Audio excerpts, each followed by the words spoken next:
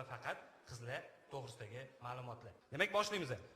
Faqat bolalar qizini tug'ilgan kundan bir kun oldin urushib qolishi mumkin. Faqatgina qizlar soat kechasi 3 da yigitiga uxlayapsizmi deb SMS yozadi.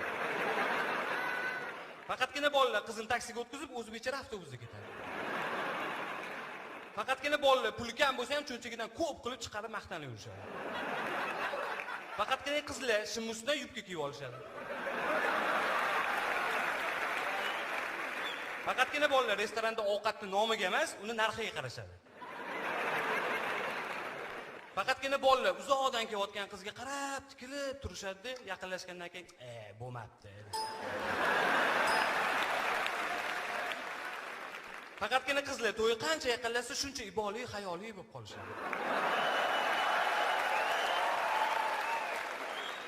Faqatgina qizlar mashinasida benzin tugab qolsa, kapotni ochib qarab turishadi.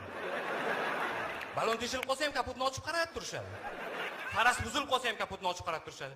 Xuddiki kapotni ochib qarab tursa, mashinani rahmi kelib, oxiri o'zi yurib ketadi. Faqatgina bir kun Turdiali Berdiyev yana konsert berayotgan ekan. Faqatgina qizlar yigitiga u meni sevmaydi, qadrimga yetmaydi deb SMS yozadi, ketidan "Voy, kechirasiz, sizga yetib qopti" deyshadi. Faqatgina qizlar uchrashuvga kalt yubka kiyib chiqadi, sal yaqinlashib qo'lidan ushlaymansiz, "Voy, meni kim deb o'ylayapsiz" deyshadi.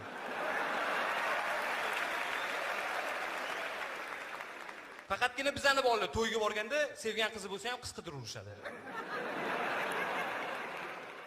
Faqatgina oxirgi marta Turdiali Berdiyev yomon iltimos qildi, konsertga kelinglar.